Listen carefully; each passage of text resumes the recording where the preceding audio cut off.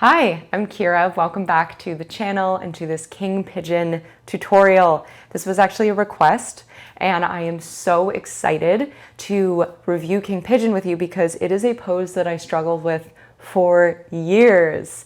King Pigeon, I'm coming for you. This pose has so much going on. It requires openness of your hip flexors, your shoulders, your spine. So it's definitely a pose that you need to warm up for. I recommend doing this after you've done a practice so that you're pretty warm. But I am going to show you some of my favorite warm-ups to access this posture. So you might need a couple things to help you out for this tutorial today. Perhaps yoga blocks. You may want to have a rolled blanket or a towel, and probably a strap as well if you are interested in the flip grip of King Pigeon. I'm so glad that you're here. Please subscribe and leave me a comment. I love hearing from you. I love hearing what you want more of, what you want to learn. So please drop me a comment below and I will see you on the mat.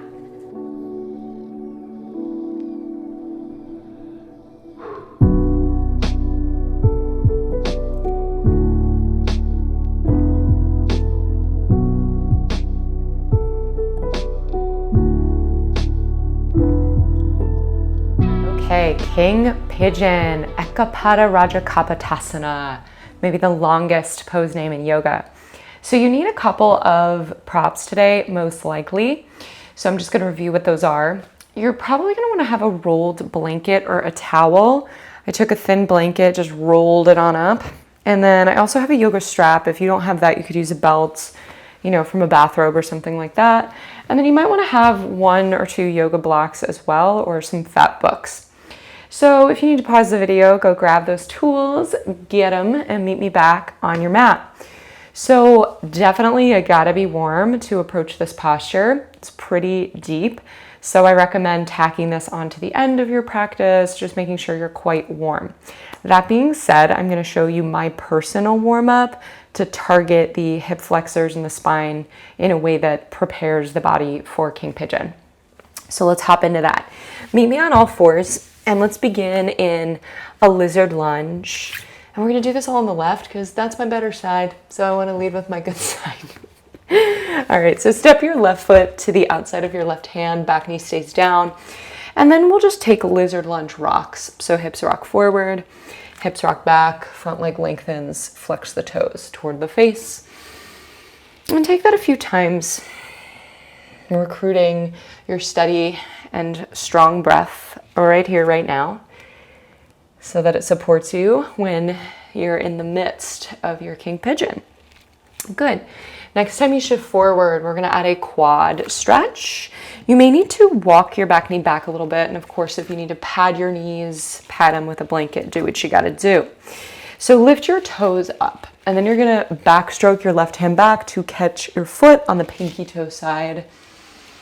Breathe and gently pull the heel towards your bum.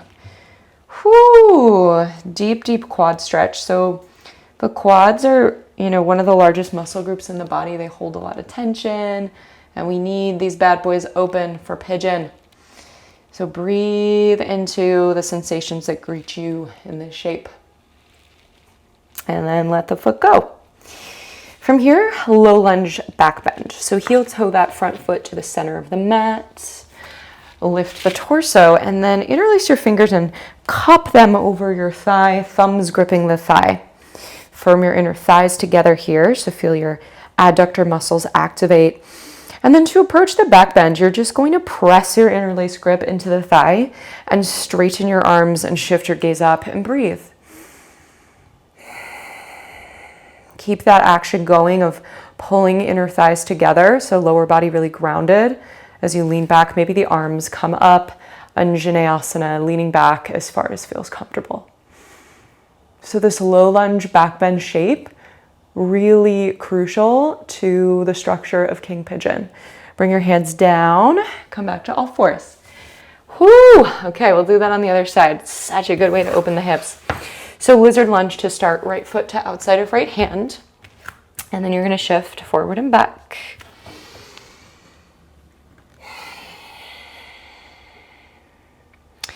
And I find a lot of students discovering King Pigeon that it's very, very different on one side because our hips are not symmetrical in most bodies. So, you know, use this warm up to get in touch with what's going on this right side. Next time you shift forward, quad stretch, back toes lift. Again, if you need to walk your back knee back a little bit, will give you more of a deeper stretch in your hip flexor. Swim the right hand back to catch the left foot. And breathe. Might feel good to roll to the outer blade of your front foot here.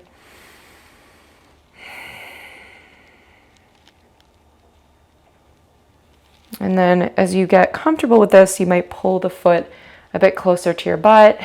Woo! Deep, deep quad stretch. And then let it go. A low lunge back bend, heel toe that front foot to the center of your mat. Interlace the fingers and cup that over your thigh. And then firm the inner thighs together, sink a little deeper into your low lunge. I personally like to tuck my back toes here. I find that gives me more control and steadiness in the posture, but up to you. Then start to straighten your arms, shift gaze up, feeling that beautiful curve in your lower back, thoracic spine extending, and then reach the arms up if you want. Breathe into your low lunge, lean back. And then bring the hands down. Okay, so now we are warm, we are ready for King Pigeon. So in King Pigeon, the pigeon prep is a little bit different than when you just go into half pigeon. So we're gonna chat about that. Gather your props. And we're gonna start on the left. So you'll swing your left knee to the outside of your left wrist. And in regular pigeon, you may be one of those people that really likes to try to get your foot as close to the parallel to the front of the mat as you can. That's not really going to serve you here. You actually want to bring the heel back a bit closer to the groin and flex your foot so it's like a kickstand, this front foot. And then peek over your right shoulder. If your right leg is way out to the side like mine is, you're going to want to draw it back so that it's directly behind your back hip. And then tuck your toes. So feeling in this pigeon prep position for squaring the hips, getting very steady and grounded in the pelvis. A lot of us are going to have a hard time dropping our pelvis down and feeling steady in our seat. So if that's the case in your body, you might want to slide in your rolled blanket here to support you. So you really feel like your left butt can ground into something steady underneath it. Good. And then you may bring your hands to a block so you can approach the back bend here, right? Lifting the chest while grounding down in the pelvis, okay? So this is pigeon pose. Now, if we want to add the King Pigeon, I'm going to show you a few variations. Okay, the first one is mermaid. So for that, you'll lift your back toes and try to catch the foot from the inside. Now, the tendency in this is for the hips to come open. You want to keep the hips facing the front of the mat. This is where all of that hip flexor length and quad openness comes into play.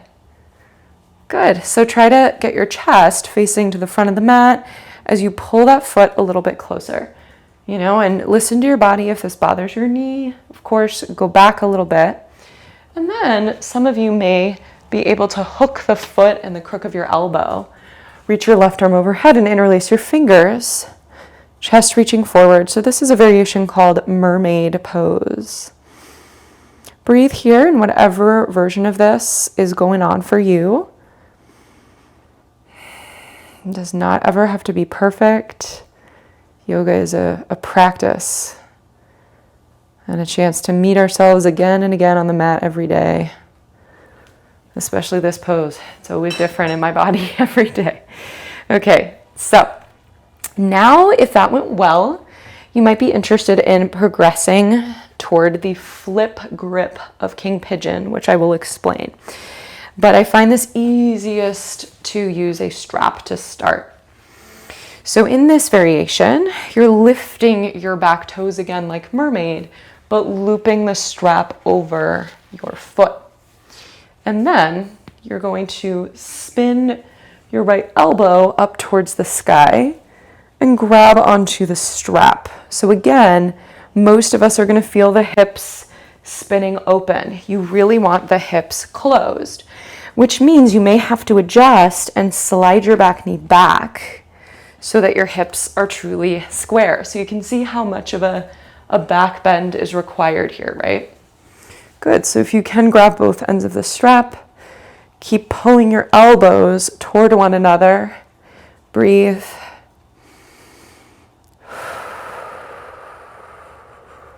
Gorgeous. Okay. So now, lastly, the flip grip, which I may or may not be able to do today. We'll see. We'll see what happens.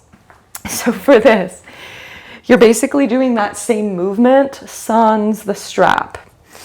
So you approach it as you did all the others before, and then you're going to grab your back foot with your right hand from the pinky toe side, and you're going to try to flip your elbow up towards the sky while keeping a grip on your toe, your big toe, okay?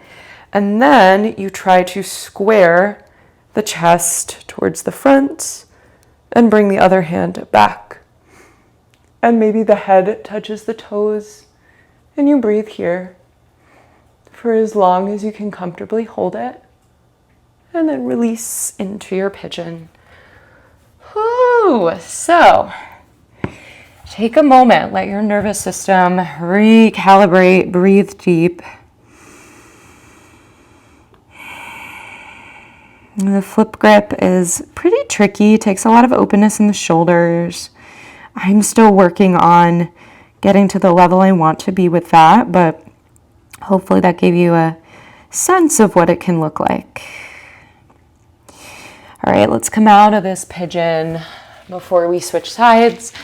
Just come onto hands and knees and take some hip circles, some cats and cows, whatever helps you release all of that deep hip opening action. All right, now we'll come into the other side.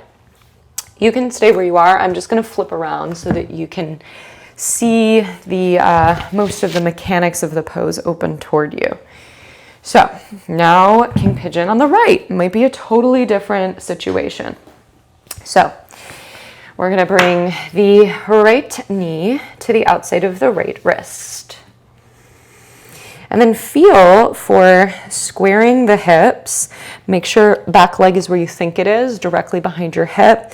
Tuck your toes and slide your back foot back. So your goal here is to get your pelvis as close to the ground as you can while still sitting upright. Now that's something that's not that achievable for me. So I like to use a blanket here to give myself a little lift. Now watch how neutral my back femur bone is. So it's not coming out like this.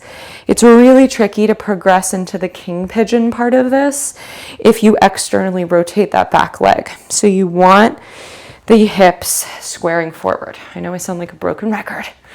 Okay, so from here, we just work on finding the back bend. Front foot's flex like a little kickstand. We're feeling the pelvis ground down as we lift the chest. Then from here, play with whatever version you feel like. I'll go through them all again, but you choose the version that's most helpful for you. So first we have mermaid, probably the most approachable. It'll also help you warm up your quads. So playing with mermaid. Breathing and continuing to spin and pull the chest towards the front of your mat. Nice. Option to stay there for as long as you can comfortably hold it, or if you want to move into the version with the strap, that's where we'll go next. And as you work on this, you might feel the hips creeping open. Mine are. So keep reminding yourself of the engineering structure of the pose. And as I said earlier, this is my tighter side.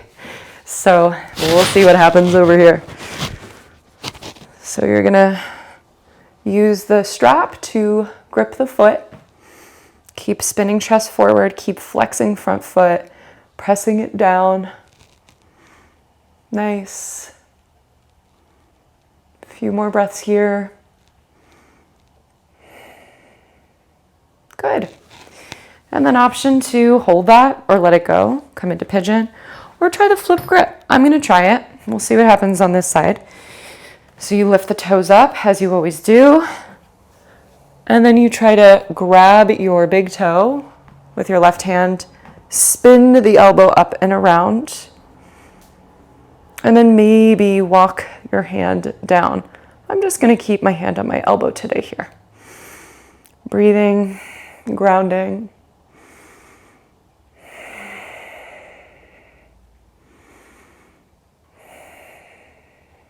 When you're ready to let it go, with control and gentleness, release into pigeon. And find your breath. So I like to work on poses with you all that, I haven't entirely mastered because, I think it's important to remember that yoga is always an evolving practice. It's an evolving thing, and it's never about being perfect in the pose or having it be the most Instagrammable, visual image, but it's, just more about the pursuit of confidence and ease, right? It's a very cool thing and a meditative experience to just focus on trying to do a thing. So wherever you are, let's gently let this go and come back to all fours. Take some hip circles. Woo! All those cracks. I think I released some stuff there in that pigeon. And then take a moment in child's pose.